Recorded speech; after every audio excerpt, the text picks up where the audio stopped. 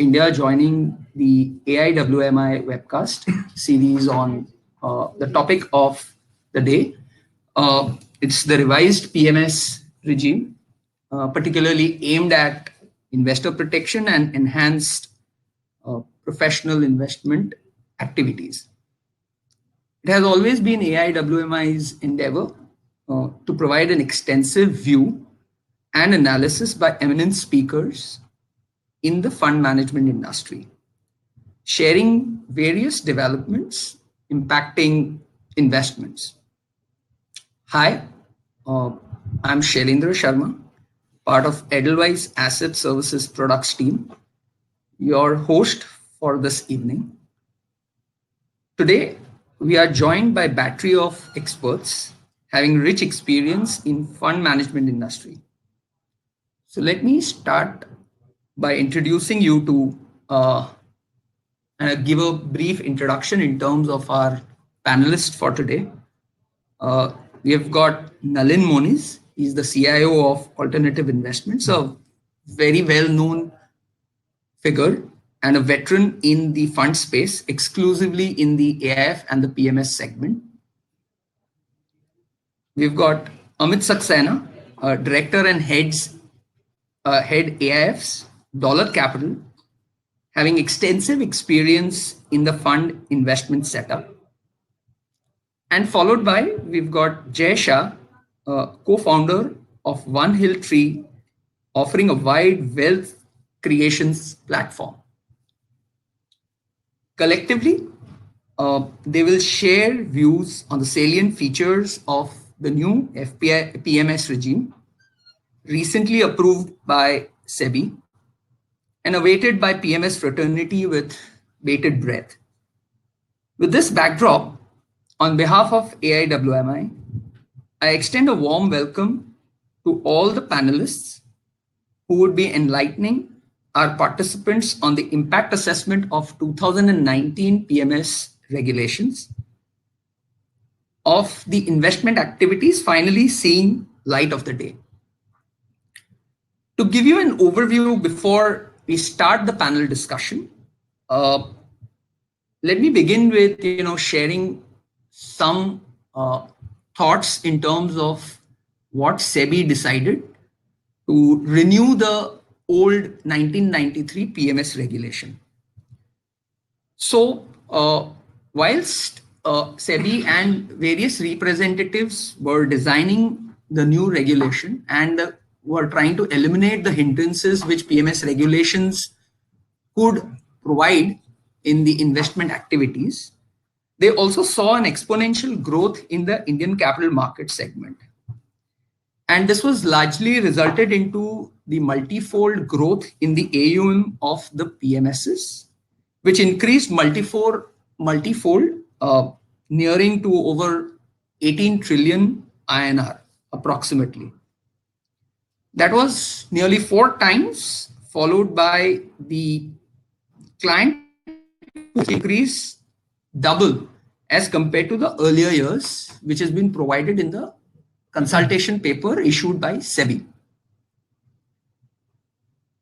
Having said this, given the growth potential in the Indian capital markets, SEBI has been making concerted efforts to improve the capital market dynamics through regulations by promoting the concept of ease of doing business for the investor community and increase the length and breadth of the Indian capital market activities.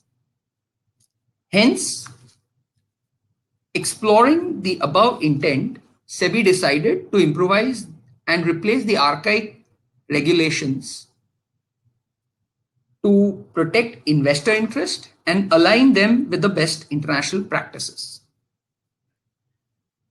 The revision of 1993 PMS regulations was largely owing to numerous amendments which were made from time to time by SEBI in this respect and were amended through various circulars and notifications.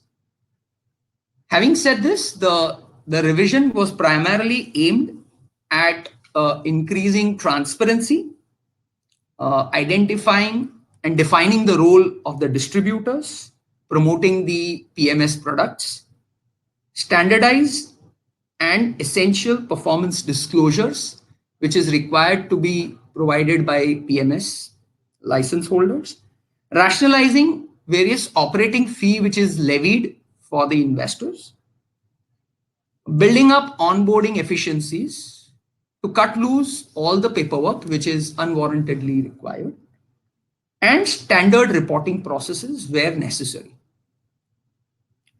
Given this backdrop, the webcast is designed as a panel discussion today, followed by a Q&A, which largely focuses on the new PMS 2019 guidelines, which was approved recently by SEBI in its 20th November 2019 meeting. The amended PMS regulations particularly emanates from the consultation paper or the draft guidelines which were issued sometime in August, and which largely decided to amend and review and revamp the entire PMS regulations per se. Pursuant to the comments received from the stakeholders on the draft PMS regulations, SEBI finally approved and confirmed the release of 2019 PMS regulations, carrying out necessary amendments to the proposed draft from the representations made, which were largely designed to address the investors' concern for effective implementation of the PMS regulation.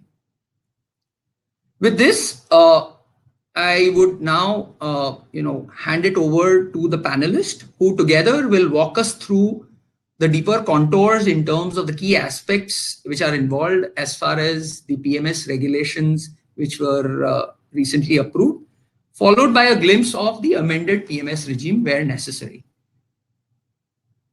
So to begin with, let me start by asking, Nalin, in terms of, considering the market depth today and the activities, how would you perceive the net worth criteria which has been proposed to be increased nearly 1.5 or close to 2 times as far as the earlier 2008 guidelines, which was closer to 20 million INR and 2 million INR. And having said this, how do you see this hike as a concern for the talented rather fund managers who would be perceiving into the PMS venture? Great. Thank you, Shailendra, and thank you for that warm introduction. So the increase of the net worth requirement from 2 crores to 5 crores certainly feels like a pinch today, because any asset management business is not a business of capital. It is a business of talent, skill, and relationships. It's a fiduciary business. But I think there is a silver lining, and I want to share my own experience starting Forefront Capital in 2009. At that point in time, the minimum requirement was raised from 50 lakhs to 2 crores, so 4 times, and it certainly pinched us as startup entrepreneurs. But I feel that any talented fund manager who wants to go out on their own and start their PMS will be able to cobble together the minimum net worth requirement either from their personal funds or by selling equity in the company. For those people who are running PMSs today, they have 36 months to raise the net worth from 2 crores to 5 crores. And in our understanding, that should be adequate time to generate the additional 3 crores of retained earnings or raise equity capital from an investor or a VC or an angel investor. So I don't see this as being an impediment, although it does pinch people today. Sure. So fairly interesting thought, substantiated with economics And it'll be great to hear such kind of thoughts, especially in terms of the size, the multifold size that has gone ahead as far as the net worth criteria is concerned. But at the same time, there has been a backing of the GDP growth as well. Well placed rational in terms of the net worth criteria though being increased. Staying with you itself, Nalin, it appears that the concern of the employee heavy portfolio management requirement, which was suggested in the consultation paper, uh, uh, has been partially done away with. So, what does the meeting notes do prescribe is probably a principal officer, you have a compliance officer, and just one more employee, which was not the case earlier in the draft guidelines. Uh, you know, and particularly three again for a PMS segment, unlike a fairly structured model like an AIF, uh, seems to be asset light at the same time people light. So in your wisdom, does it really still justify the essence of a PMS which is typically built up on a low cost model? And your thoughts on that? Yeah. So I think the requirement of having one more qualified investment professional is quite a reasonable ask. It is important in a business where you are managing money for clients that it's not just a one man army or a one woman army. Uh, it's perfectly okay, and I would expect that almost all PMS providers today would have at least two qualified investment professionals in addition to people who are doing sales, marketing, and operations. So this is not again an impediment. This is just best practice. Certainly, truly appreciate this, and definitely in terms of whilst there is a probability of scaling up businesses in the PMS segment as the fund corpus grows, I'm sure that's something which it is probably not avoidable, and you cannot probably do away with at least a compliance officer and a hand-holding staff besides the principal officer. So I think it's a fairly rationalized in terms of a three-member team when it goes to a PMS, and simultaneously so as in the net worth criteria is also being improved. So let me now bring in Amit into the discussion, and then probably let me start asking him, since he himself has been on the AIF and fund management segment. How do you feel? Again, this is probably emanating from the draft guidelines, but just as an understanding, and it finds its reference as far as the meeting notes are concerned. Do you feel that the extension of the decision-making authority, particularly for the management of the client's portfolio or money, based on the roles, responsibilities, are typically now delegated to any employee, or you can designate it to anyone? Shouldn't it be, when we deal with India and especially Indian regulators, do you still feel that should it be more clarified in terms of the category of the decision, especially, to prevent any ambiguity? Yeah. So my view on that is, I think, taking a clue from what Nalin said, it's very, very important when you manage businesses, you are managing money. It's basically a segregated mandate business, right? You have to technically appoint a fund manager for every single investor because the portfolio mandate can be technically different. That's how the PMS is designed. So that simply means that there is someone who is individually responsible for every individual mandate. Now that responsibility, if you look at it from an organization and structure perspective, when you try and scale it up, you have to basically delegate responsibility to various professionals, investment professionals, so that they can take advice, they can execute and manage the portfolio in the best possible manner. So that means delegation of authority is indeed needed and a much welcome step, because once you are going to add on to the investment professional in the overall PMS setup, you are bringing more clarity, you are bringing more than one number of professional to the table to take the similar kind of decision in the same market, because you have different clients who may have different needs within equity itself or within any other asset class for that matter. So I think yes, this is needed. While completely agree with your thought in terms of more clarity, principal officer have been held responsible for many things, which is there, which is clarified. As we'll get the regulation notified, I think more clarity will come into picture. But surely a very good step. The delegation of authority should be there. In any case, it was there. If you see the corporate setup of PMS, you have various portfolio managers under the principal officer who were managing portfolios, and they should be held responsible because they are managing portfolios.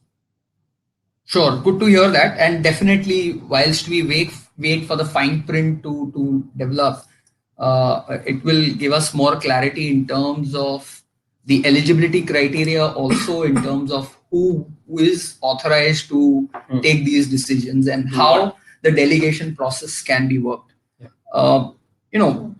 Again, maybe staying with you, Amit.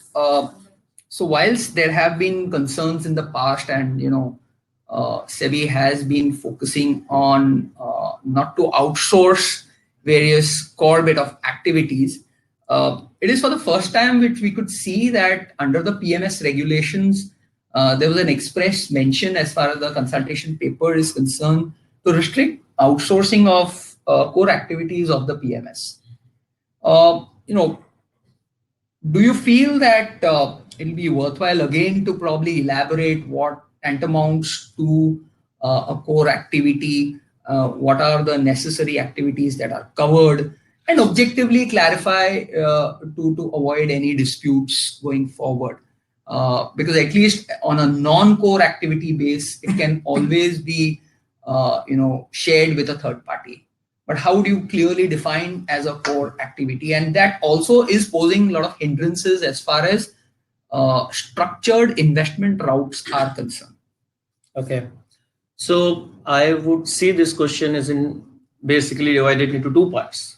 One is about question on the core activity part.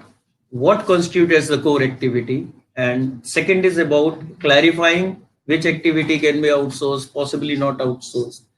You have to look at it in two perspectives. One is with the perspective of the guys who are trying to start, or individuals who are thriving, who are trying to start their own portfolio management services, and they are basically not corporates. And you have to second see it from the perspective of big corporates who have their established shops in the portfolio management services space. Now, predominantly, so I'll take the corporates first. So let's say corporates who have their already established network and shops in the PMS space, they would like to leverage on their existing capabilities. Now they have their, let's say for example, core activities. I'll first take the investment management and the research part, which is the most talked about and discussed about activity. In the AMC space, if you're running a mutual fund and you're running an AIF as well, and you also have an PMS, you have fair bit of expertise on the table, which can be used in common, including the research, right? So now there comes a Chinese wall policy that whether the research is a common pool for 3 different platforms, can it be utilized, can it be leveraged upon from a big corporate perspective, and how much it has to be segregated. Right? Now, can operation be segregated, or can it not be segregated? Can compliance itself be segregated, or it cannot be segregated between the PMS and the mutual fund platform? So one is from the AMC perspective, who are present in 3 investment platforms. Second is from the portfolio manager, individual portfolio manager perspective, who are running their own setup. Now, somebody who is running their own setup, let's say, for example, there is a gentleman A who is a specialist in mid-cap, and he's running his PMS in mid-cap. Now, there are other wealth management houses who want to run a multi-manager kind of a concept in the PMS platform, wherein I would like to bring 3 different niche managers on my platform and then allocate the assets between them to bring the best out of 3 different fund managers or 3 different portfolio managers. People were doing that as well, which is called as multi-manager kind of a platform, right? And there are many participants in the market who does that. So now for those participants who are running a multi-manager platform, they are basically outsourcing the key activity, which is the investment management activity. So it purely depends upon what is the offering, whether it is through the corporate or not. But yes, the clarity should be provided in terms of core activity. But within that, obviously, if we consider in the today's whatever clarity we have today, it is for sure that multi-manager has got a big hit. Right. Because of this regulation, because now in whatever light I'll read, this regulation clearly suggests that you will possibly would not be able to run a multi-manager kind of a PMS setup going forward, wherein you will have 3 managers under one PMS providing different expertise, one managing your mid cap, one managing your small cap, and one providing you something else, because those managers can't become an advisor to a portfolio manager itself. Now that's an issue. So yes, more clarity needed, and multi-manager is a question mark. Thank you so much. So maybe it's right time for me to invite Jay in the discussion, and particularly in terms of let me ask you by checking how comfortable now you are with the investment guidelines being relaxed, and which did not find its place in the consultation paper, particularly on the unlisted investment segment. Yes, there have been a clarification in the SEBI note, which provides that yes, unlisted is possible within the defined framework. So maybe your thoughts on that, and particularly there are restrictions around it. So not at a pool level, but at a non-discretionary PMS level, right, and followed by or alternatively through an advisory route. So over to you. Thanks, Shailendra. I think we have to go back to one of the objectives of what SEBI is trying to do, right? And one of the clues that at least I find is what they've done sometime last year or last year and a half back with the recharacterization of the mutual funds, right? Where they said that let's figure out what are the available structures, what are the available products.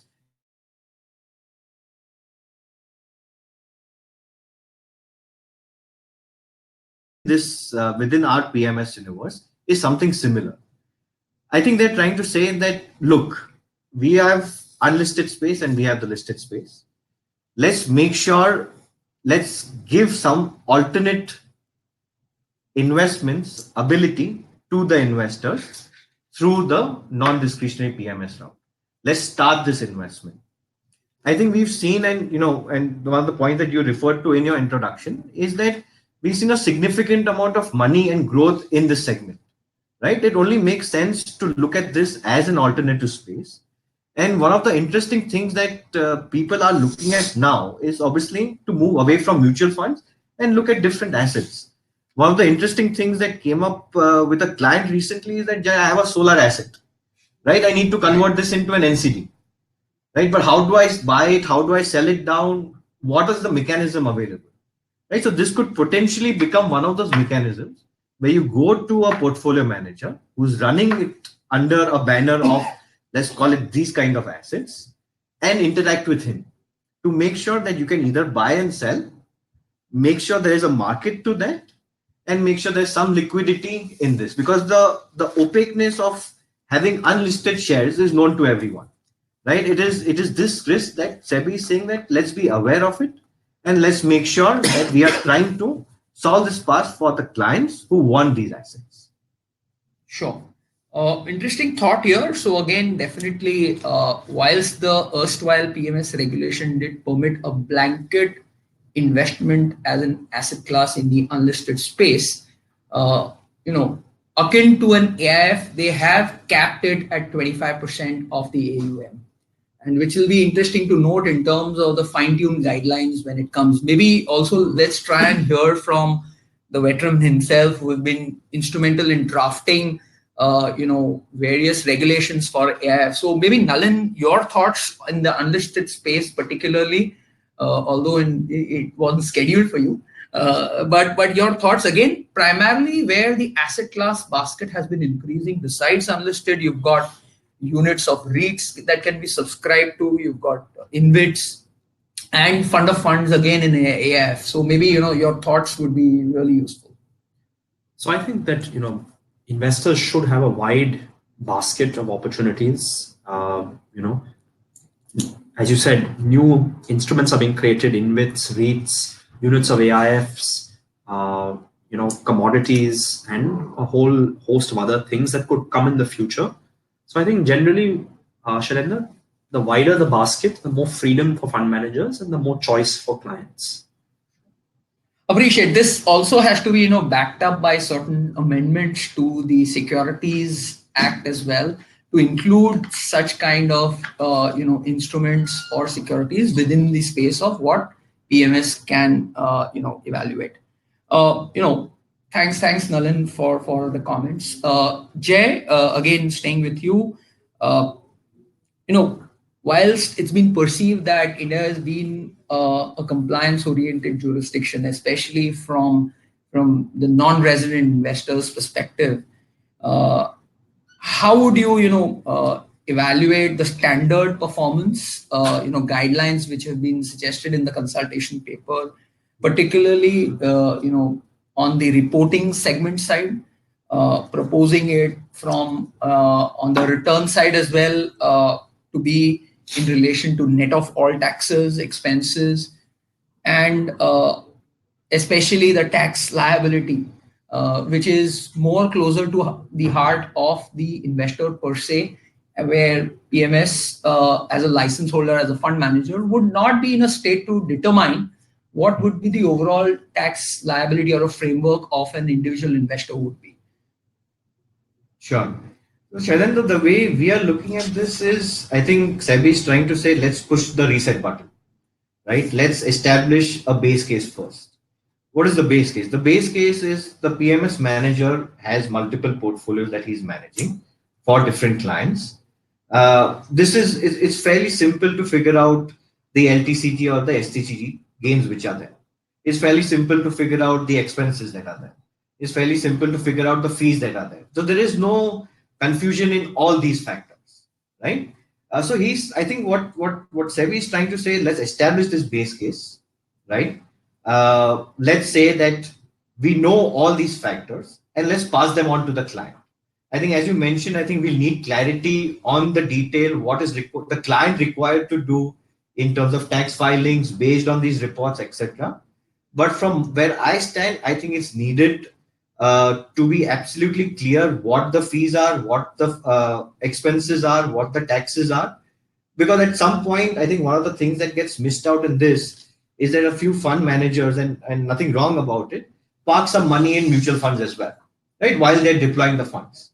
So it's very important that sometimes clients don't realize that the mutual fund, they're going to have to pay at the 33% or because it's a temporary arrangement, right? So making those tax implications clear to the client is also, I think, moving forward rather than backward.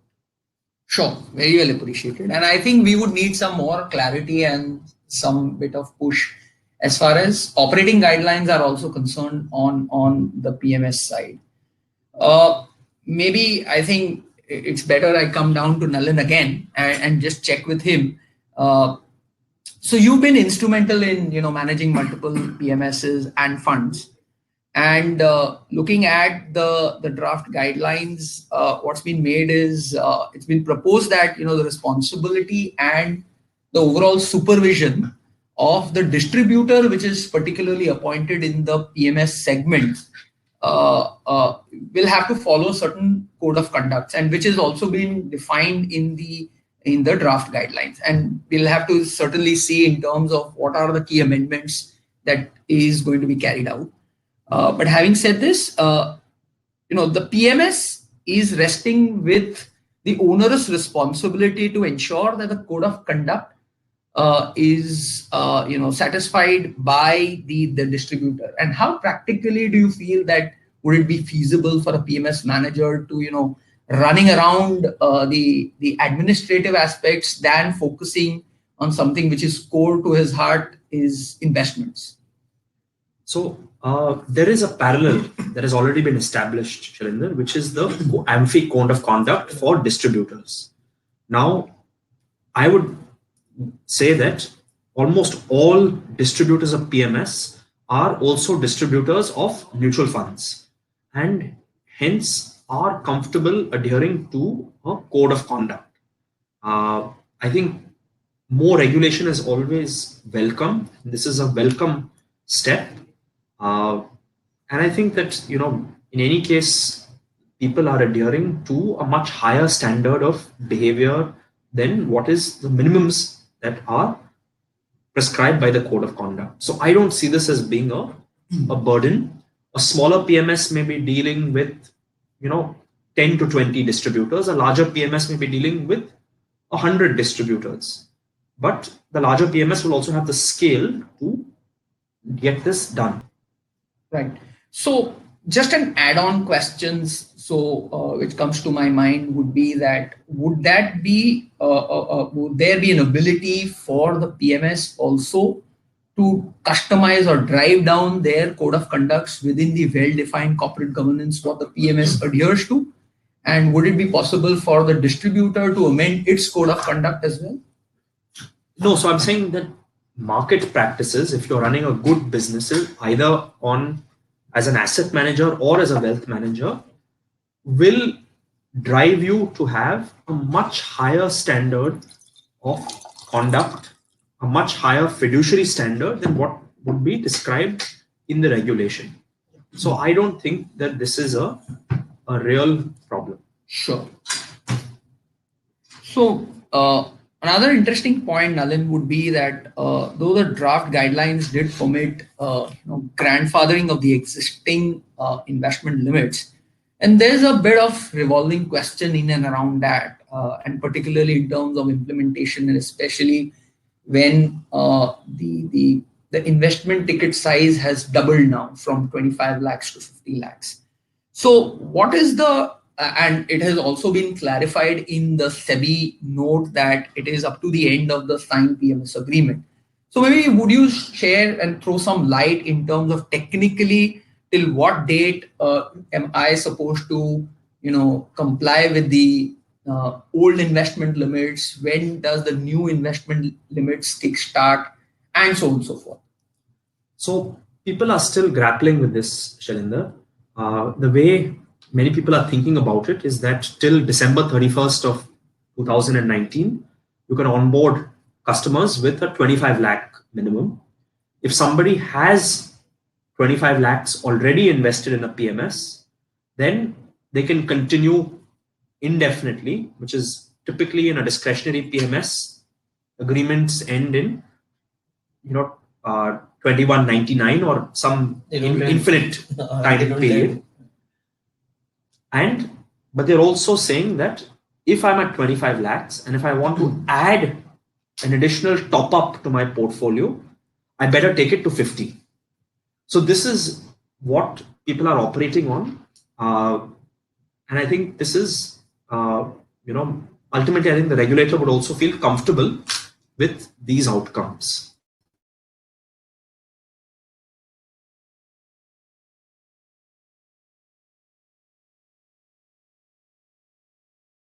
Notified and gazetted, and which is where they will try and prescribe the effective date of the regulation, which will give us more clarity in terms of how would the additional investment top up operate as far as the new investment thresholds are concerned.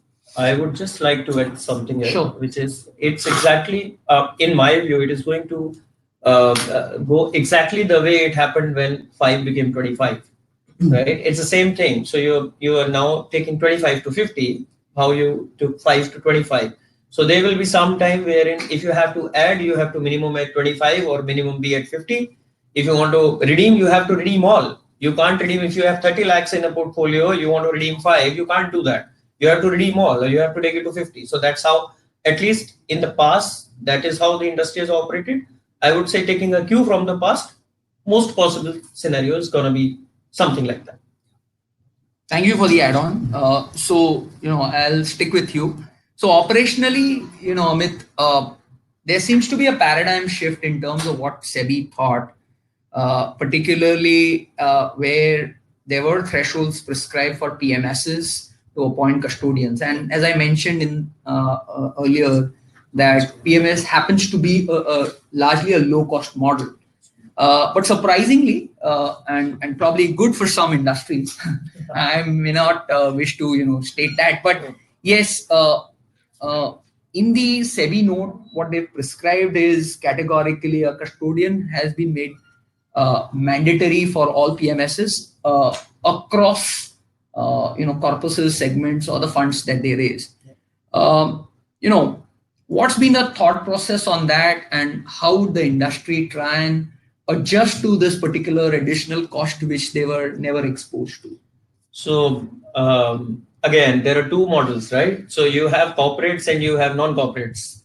So for the corporates, I don't think so this creates any challenge, because in any case, they have a risk management practice. They have best of the practices in place because they are running a mutual fund, they are running an AIF. So for PMS as well, it is a well accepted kind of a policy. It's a welcome step, much needed, in this environment. It is a fantastic step to take. Now let's come to somebody who has started the shop, and an enthusiastic portfolio manager who wants to start. First, he has to now arrange for 5 crore rupees. Then he has to appoint a compliance officer. He has to have a custodian as well. He has to take care of the distributors, because he has to take care of what distributors are doing, and it should also be controlled. As well, he cannot now invest in unlisted securities. He can only invest in listed, only in non-discretionary, that too up till 20-25% he can invest in unlisted. So AIF, by the way, is still not notified in SCRA as a security. So really not clear whether PMS can invest in AIF units. Absolutely. It is still not notified. Yeah. I'm not trying to complicate it. I'm just trying to bring the whole piece together. If you see that, and a custodian is needed.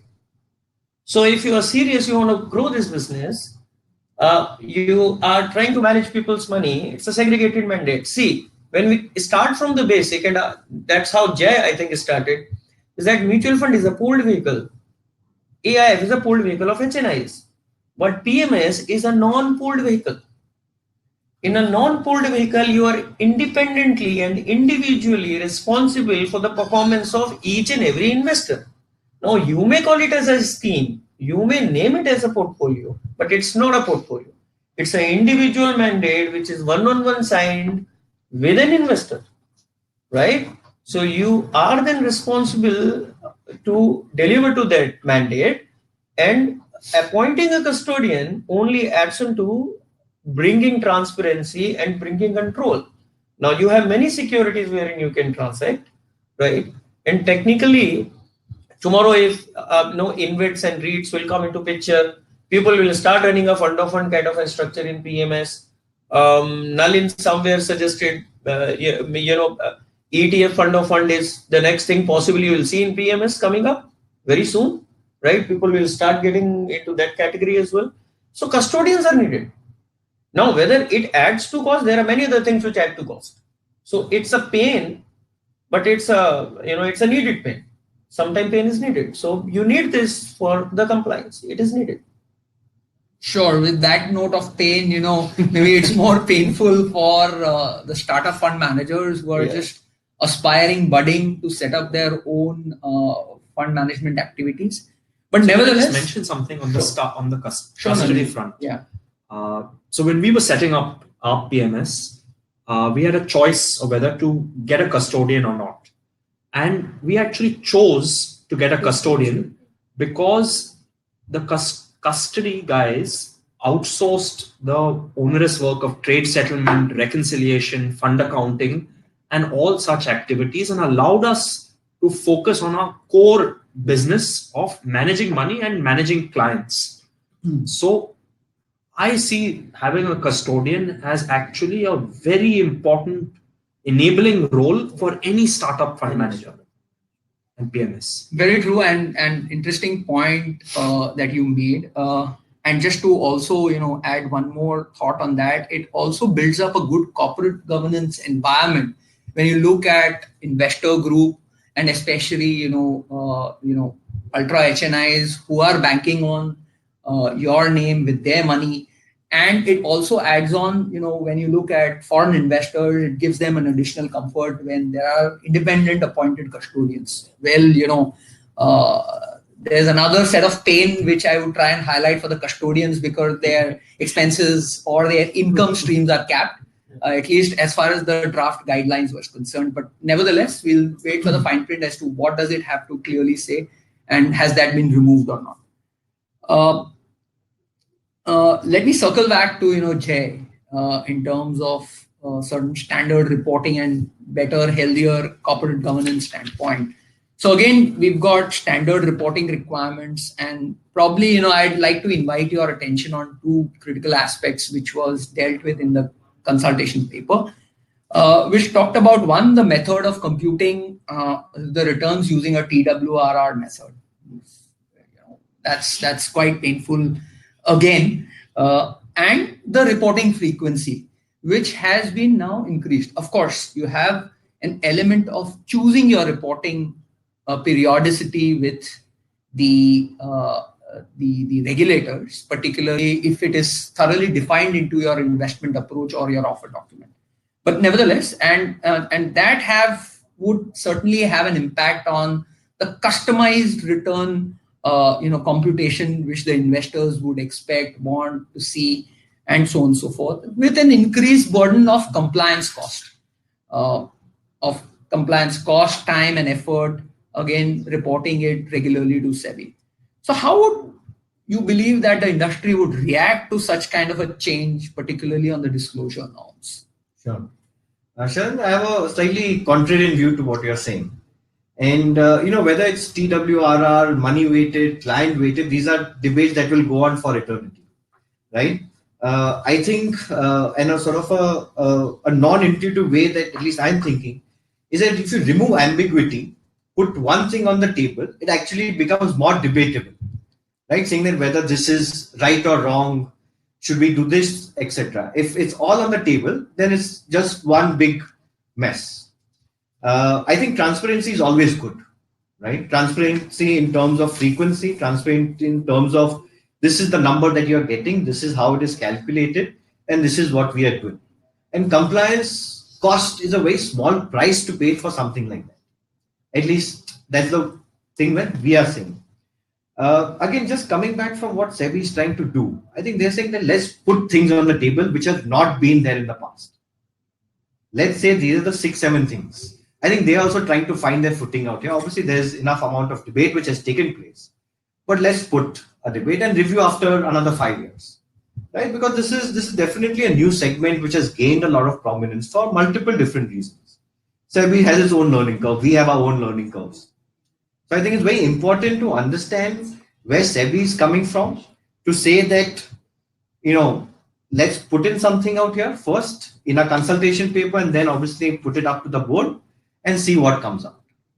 So very aptly said, because that's the theme of what the PMS regulation is being revised with. Additional transparency followed by standard method, which is clearly defined, cuts down all the ambiguous nature of debates, discussions, for which a lot of fund managers approach SEBI, and which gives a lot of standardization in terms of the practices. And I'd like to add just one more point out here. So definitely there is a short-term compliance cost, right? But I think in the longer term, it will force a lot of PMS managers to move to more. You mentioned that it takes a lot of time to calculate a customized report, right? In our world where there are fintechs left, right, and center, that should not be the case. In fact, without taking names, there are two main PMS softwares which are there, which are ancient, right? I think it will force PMS managers to force them to come up with more APIs, more technology to make it simpler for themselves, for their clients, for the regulator, and for compliance. So from a longer term perspective, sure, there might be a shorter term cost, but longer term beneficial for sure. Yeah, very well appreciated on this. And I think you've touched an interesting point of fintechs and AIs to be now utilized in the financial services segment. Again, further staying with you on key aspects and probably more of an expectation than something which could find its space in the PMS consultation paper. Was it always the industry ask as far as the leveraging proposition is concerned on the PMS, which is always available for an exotic fund model similar to what you have it in AIFs category 3? And do you feel that the new guidelines, which will be finalized soon, will have or probably find some of its element in and around that, which effectively, if one were to look at on a standalone basis, if it is NDPMS kind of a model, the individual can definitely lever to an extent in their accounts. So Sure. maybe your thoughts on that. Sure. So I think it comes down to, again, the original thought, right? Which is, what is a PMS serving, right? An AIF, as Nalin had mentioned, is a pooled account which is looking to get a particular slice of the market. It can be cut in various manners. You can get different risks. You can get different returns. The way I'm looking at the PMS is, as of now, and I would say we are still in the infancy of these regulations, where it is more of somewhere between a PMS and an EI. I don't think SEBI wants to pull the PMS more towards mutual funds or more towards an EI. I think it's trying to find its own niche. Right? So anyone who can start a PMS can also has the ability, obviously, to start an AIF as well. Right? Obviously, the criteria for an AIF is much more, but compared to a mutual fund, a PMS has a much freer reign to invest or not invest. And in fact, I think one of the key things, talking to a few managers, has always been that, with the cash that I have, right, I want to be invested in the stocks. Right? I would rather hedge with something which is not allowed currently, and use that as a leverage. But SEBI would not look at that as favorable in this setup. So let's get some more insider information from Nalin. So similar. I have no insider information. So similar to what we saw, so there have been slew of measures introduced by SEBI on the revision of various regulation. It all kick-started with FPI regulation. Now we are with the PMS. So do you feel that AIF regulation will also get amended on the similar lines? And what are your thoughts, and how is it that you are reading the market on this? So the regulations are always being upgraded to reflect a new reality, to reflect global best practices. And even though we have had a round of PMS 2019 regulation changes, there's nothing to say that it won't happen in the future. And the same will happen on AIF. The thinking on AIF at a structural level is that a lot of the best practices of the mutual fund will eventually find their way to the AIF industry. Because at the end of the day, these are pooled vehicles. These are pooled vehicles, and certain good best practices are important to be had in both places. They may be slightly looser in AIF because you have qualified investors with a 1 crore minimum, but a lot of best practices will come from the mutual fund industry. Great. Thanks for that macro insider info. Over to you, Jay, again. In terms of, whilst the formal introduction of the PMS regulations are yet awaited, and we just saw the board notes of SEBI recently giving us some respite, do you feel that most of the guidelines would also be governed through a separating operating guidelines or rules which will be issued? Or do you feel that the enabling provisions would typically take care? Because gone through the regulation change as far as the consultation paper is concerned, the consultation paper does talk about the rationalization, and the embedded thought is already there in the draft regulation. It should not take time. But having said this, since the mind of the regulators have been amended a bit, So do you foresee the regulation followed by the rules and for an effective implementation of the regulations? So I think the answer is really simple in this. There will always be loopholes. There will always be questions. There will always be things that people take a different interpretation of. Right? I've seen a few fund managers be scared to approach SEBI, right? Saying that if we ask this question, it'll open another can of worms, right? So I think it will be an ongoing process where individually, if you need a clarification on something, I think you will have to approach SEBI, right? The consultant paper actually makes most of it quite clear in terms of what someone can do and cannot do. As Amit had pointed out, whether it's an AIF unit or some other investment thing, those clarifications I think will have to be done individually. And maybe they will come out with another amendment later, is to be seen. Yeah, I think well articulated, and I think on the similar lines as that of an FPI regulation, we saw the enabling provision followed by the operating guidelines. We would definitely foresee the nitty-gritties of the operating guidelines to be issued under the PMS regs as well. I think I'll turn out to now Nalin on one of the trending questions, especially when you look at the key trends in the financial services segment is the International Financial Services Center, which is IFSC. And particularly when we saw the AIF regulations being amended sometime last year, the operating guidelines being issued for a practical implementation of an AIF in IFSC. And so is an IFSC finding its place in the new FPI regulation. Why is it so that IFSC did not find its place as far as the new guidelines are concerned?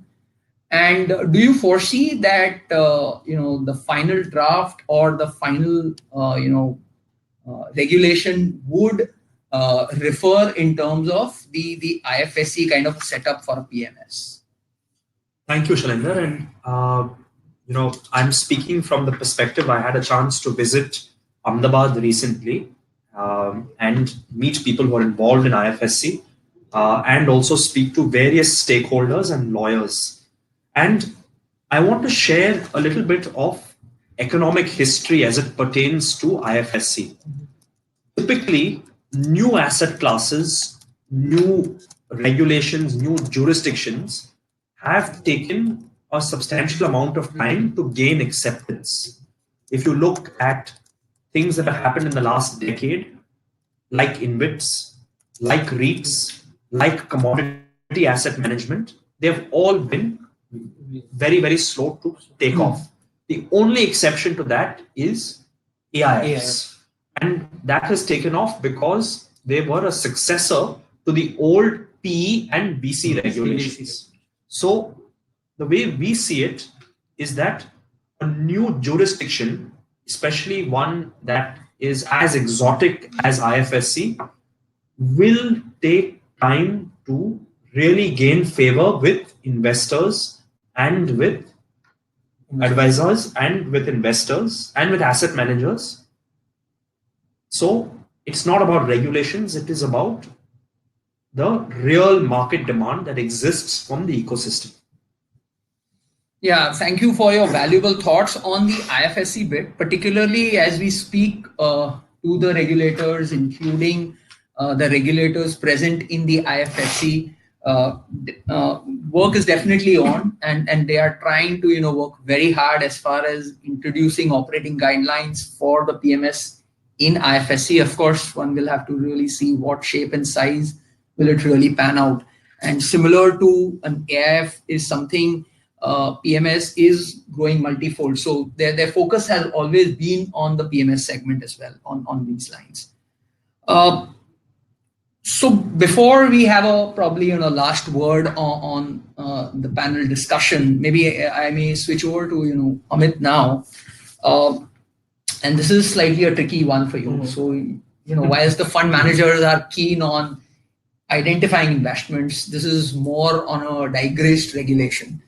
So whilst there have been enough precedences when you talk about the tax principles when it comes to PMSs, basis the experiences that I've also envisioned in the past, there have been enough debates and various litigations that have been happening on investor group investing through a PMS route. Although the regulations do provide ample amount of clarity in and around that.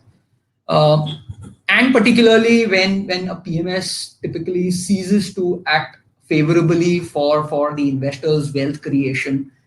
So why should it be particularly challenged in terms of the characterization of their income, in terms of should it be a business or should it be capital in nature, and so on and so forth. So is there a thought process within the fund industry space to, and since we have an occasion that there's a new regulation in place, do you have a thought process to approach the revenue authorities to provide a set of standardization, a set of clarity as far as the tax treatment of these incomes are concerned when it comes to the hands of the investor? So a really tricky one. Let me put it like this. The individuals who invest in PMS, the underlying investment can be in various asset classes, right? All asset classes have different tax treatments, and every individual have different source and streams of income. Now, you can be a salaried guy as I know you, but it may turn out that you have 2 properties and you have income from house property as well that I don't know. It may also be true that you have an agriculture income as well, which I am not aware of. So only looking it from a portfolio management perspective would not be right. He is more like a cook who has delivered the best dish to you. It's up to you how to digest it, right? End of the day, his responsibility is to be true to the mandate.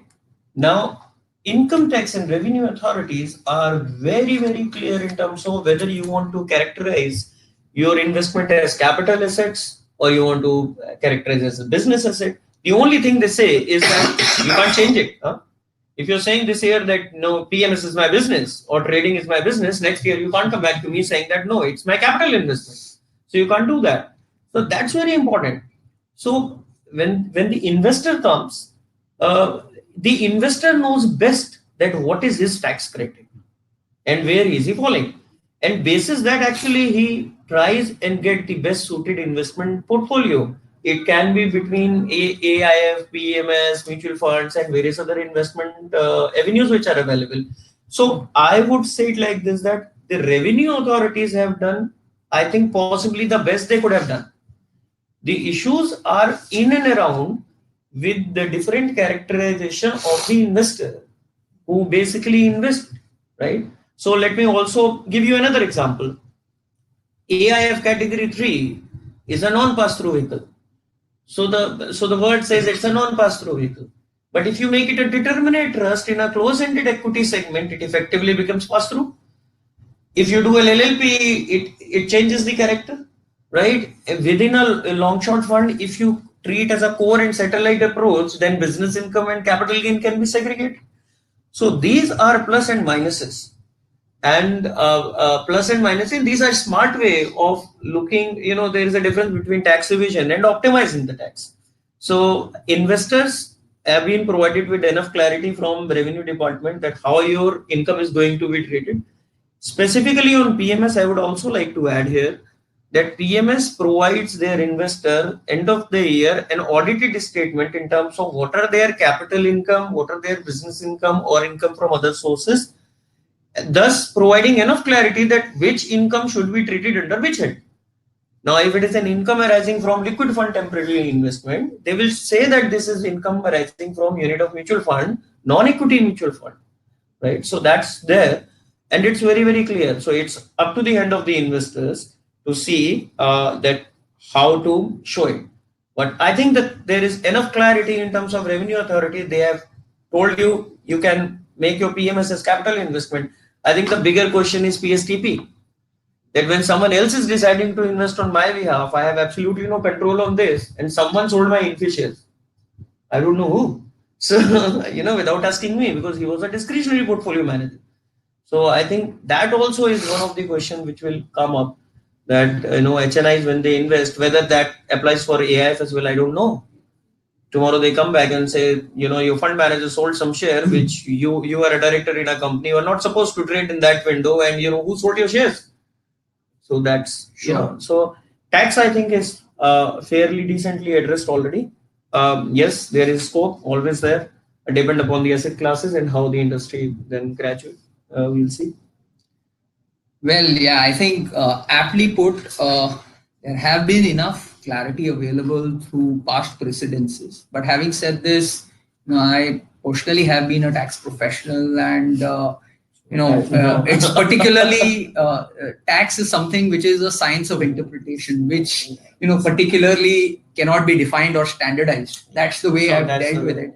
But maybe we can hear something more from Nalin as well in terms of the AIF segment, since you rightly touched upon the category 3 as a model at this point of time is quite impacted as far as the tax adversities are concerned, which was probably announced, and that is unfortunately being retained, and there have been no respite on that. So maybe Nalin, your thoughts on this before we finally sign off on the panel discussion.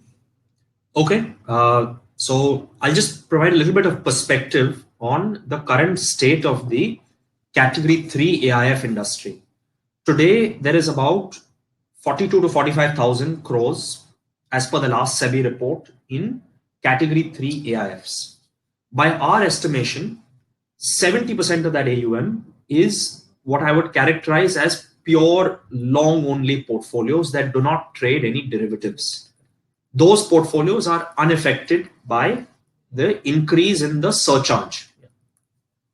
Then in the balance 30 that are long short portfolios, about 20% are in aggressive or equity oriented long short strategies, which have an ability, which are impacted a little bit on their derivatives component, but they also have a component of long only.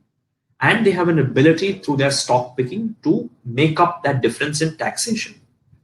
The class of funds that are most affected are what are the low risk market neutral kind of offerings, where the alpha is slim. Now, those funds have, some participants have chosen to reduce fees, some participants have chosen to manage portfolios in a more tax efficient manner to arrive at the same post tax, post fee outcome.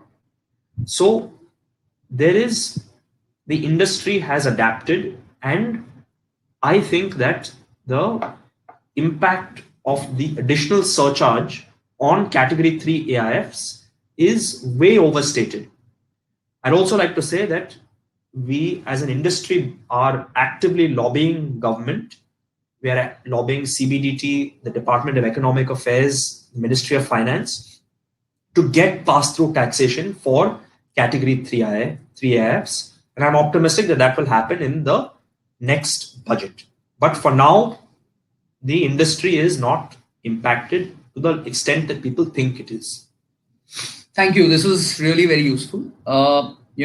With this, we come to an end of the panel discussion that we had.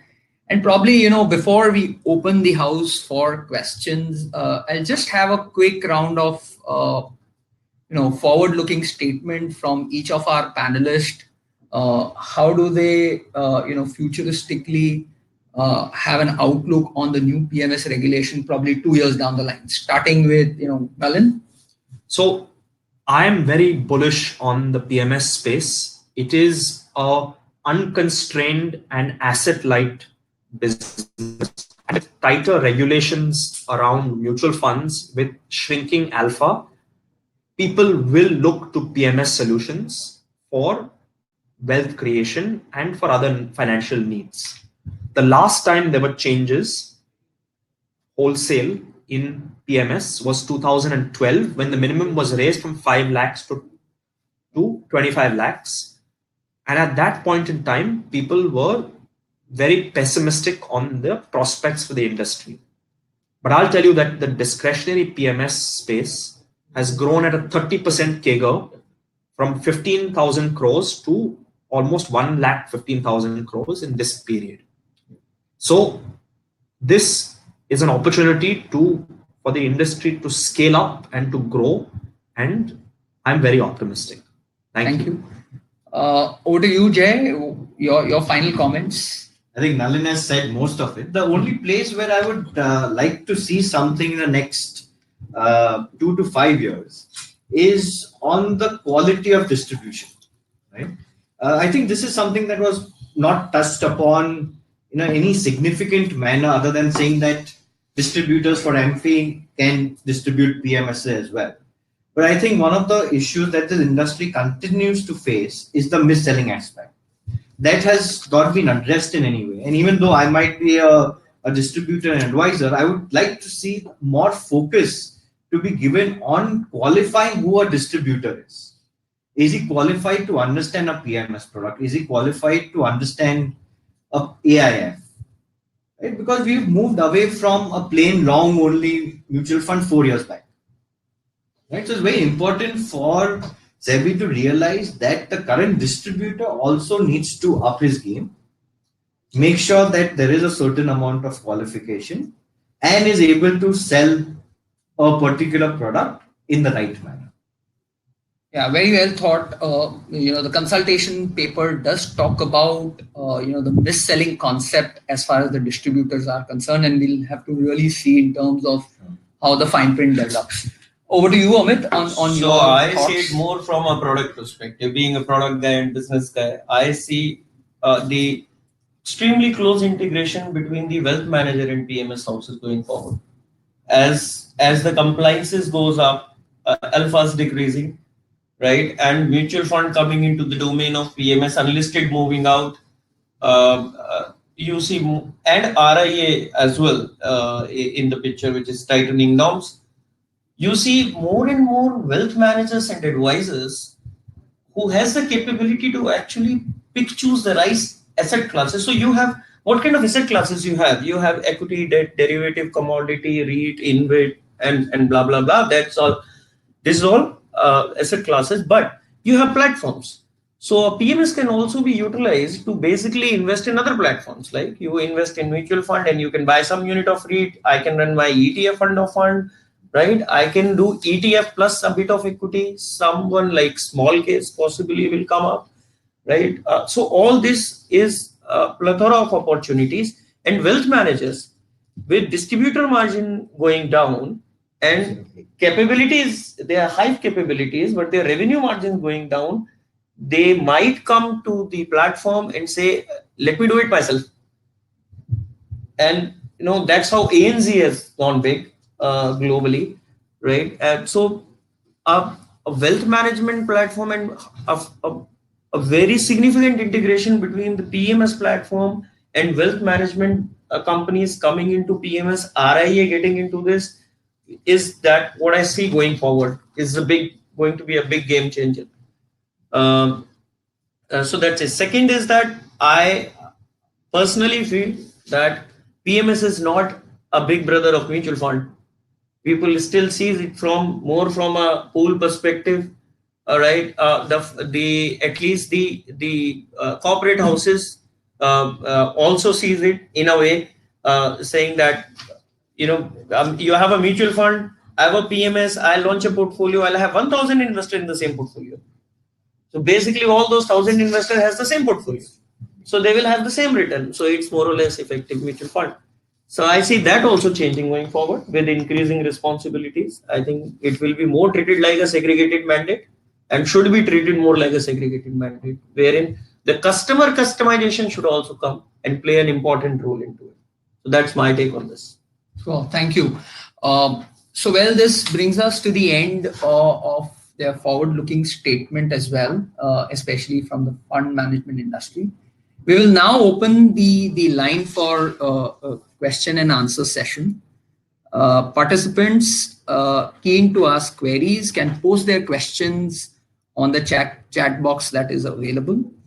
Kindly be patient whilst we consolidate all the questions and reassemble.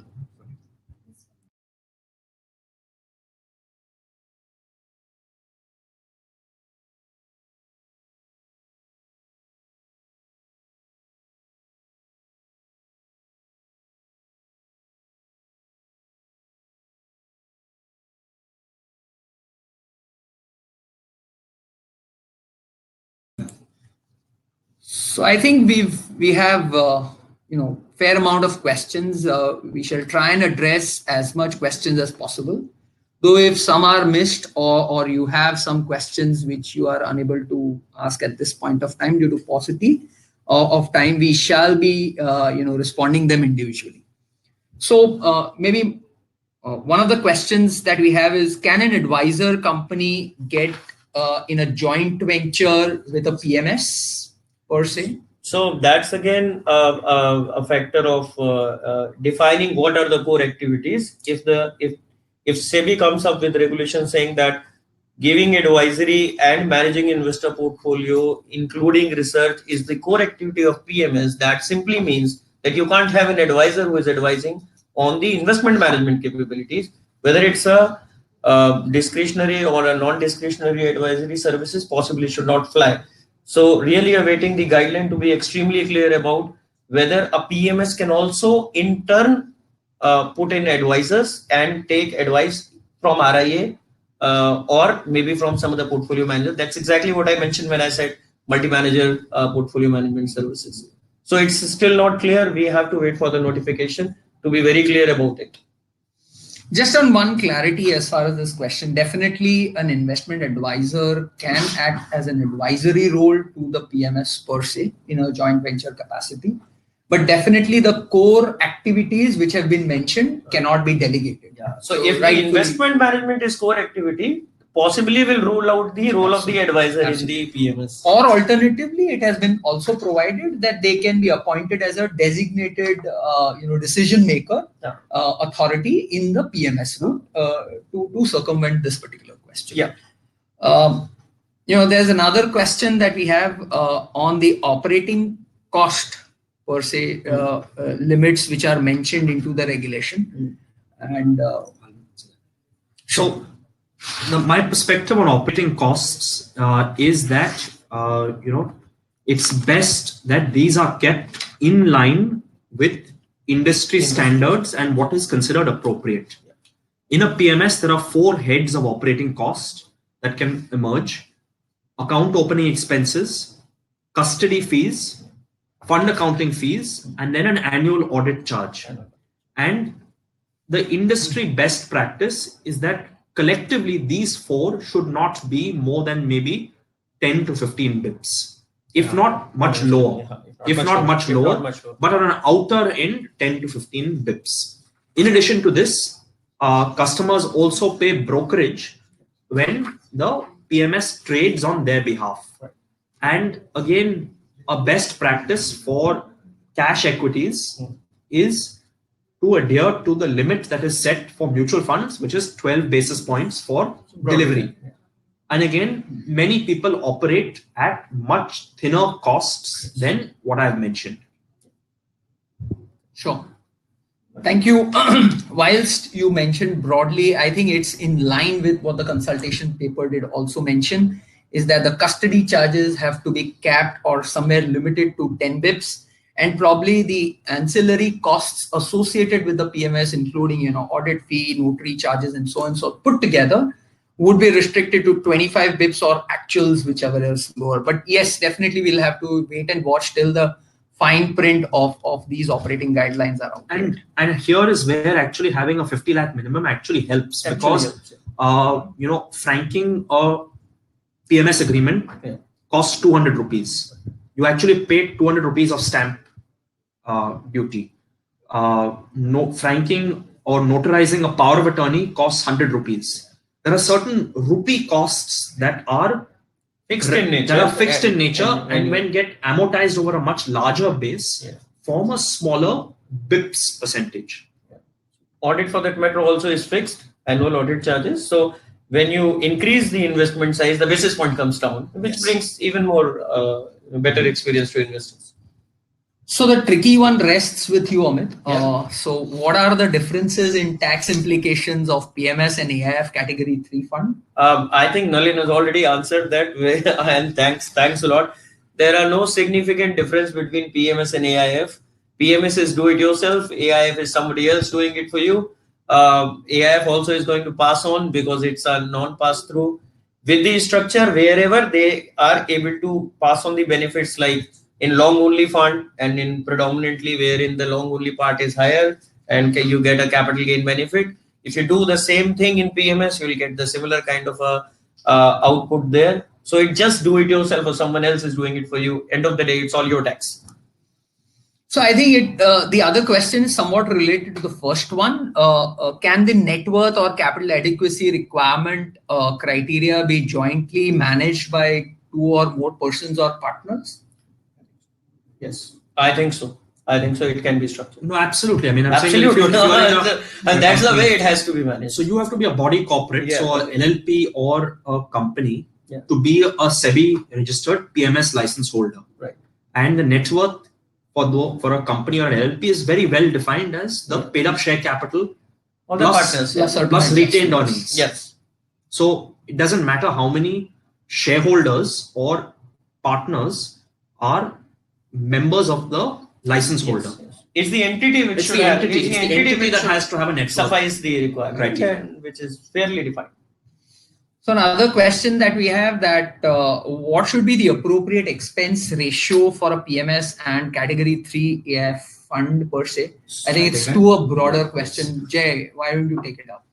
So, as you Shailendra correctly said, it's too broad a question. But I think the benefit of running a PMS and an AIF is the flexibility of the fees, right? You can have a fixed management fee, you can have a 0% management fee, you can have a hurdle, you can have a performance fee, and any combination of this is currently available for most people. I think there are, as the category of PMS sort of broadens, it's very important to understand that the expense ratio should be proportional to the return and the risk taken, right? So a debt fund, and there are a couple of new debt funds which are there, will never have an expense ratio of a 2% per annum fee, right? Because you can't run it with that. You unlikely get any clients. Similarly, for an AIF, around the AIF that I used to run, we reduced the fees because we figured that this is a debt alternative and it wasn't making sense to charge a much higher fee compared to an equity listing. So at a broad level, it's very difficult to say. But I would say, I think if you're getting a better opportunity in terms of a risk return profile compared to something that you currently own, you should be ready to pay a higher expense ratio than what your current product is. Yeah. So, and especially from a product perspective, I would say when we create product and we try and design it and see how much you can price it, actually, it's broadly between 12 to 15% of the expected return of the underlying asset class, right? So if you have liquid, which is going to generate 6%, 600 basis point, it's 12% of 6 is what is the maximum you can possibly think of charging ever. In equities, you can go up till 2.5 because it has a potential to generate up till 20 and 25% CAGR. And in a credit fund, which will generate you a 10% to 12% gross, you will end up at 175 or 150. So that's again 10, 12%. And that's how you derive a formula of performance fees as well, which is then that if I perform good and I cross a particular hurdle, I'll move it up from 12, 15 to 20. And that's how 80-20 principle of sharing of performance fees is basically developed. So it's broadly fixed fees of 12 to 15% of what you expect the underlying asset class is going to generate to you. That's the return portfolio manager seeks. An excellent perspective, actually. Excellent. Sure. Another question is there any benefit of setting up an entity or a PMS license in Gift City, IFSC, for a domestic fund manager? So PMS in IFSC is, I don't know because there is no regulation of setting up a PMS in IFSC right now. IFSC is a foreign jurisdiction. It's not an Indian jurisdiction. So Indian PMS, absolutely no clue. AIF regulations are there for IFSC. At least you can set up. I've been fortunate enough to be associated with a company who set it up the first ever AIF office in IFSC. I've set it up my first ever when the regulation came. But PMS is, see, IFSC is all derivative. PMS, you can't do derivative in domestic exchange only. Because operationally, you cannot settle a contract note in the name of the investor at the end of the day, because the contract note is going to lie in the name of the PMS holder. So IFSC is still way, as Nalin said, it's at least 3, 4, 5 years away from even thinking from a PMS perspective. Yes, but I strongly believe that segregated mandates and government mandates and big mandates will take this business to a completely different level. And you will see portfolio managers running for mandates, and that's what the PMS is meant for. So you will get offshore mandate. You may invest in offshore securities and onshore securities. So that's how. But IFSC is surely some time away from now. So I'll actually disagree with Amit on this. So It's okay. A large sovereign wealth fund or a foundation or a pension fund is not going to come through IFSC even for a segregated mandate account, simply because the jurisdiction does not have settled case law. It does not have precedent, right? That in a jurisdiction like Singapore, the Cayman Islands, British Virgin Islands, BVI, Mauritius, or any other offshore jurisdiction has. So it's not about having PMS regulations. This is not going to take off At least now. in the short term. So that's exactly, I would agree with what you're saying. That's exactly what I said, that it is not going to work right now. You are at least 5-7 years away from seeing that PMS regime into this, and possibly some funds and big mandates coming through that route. Right. So we have another question in terms of what is the definition of professional qualification? As the fields are very clearly mentioned against degrees previously. So I think it is in the context of the principal officer and the compliance officer. So I think that's clearly defined in the consultative paper, and it will be notified exactly what they need in the regulation itself, saying at least 5 years, 10 years of experience in fund management, at least a CA or a CFA, designated CFA, if MBA, then this much of experience. So I think that will be clearly defined, and the regulations will put up. Sure.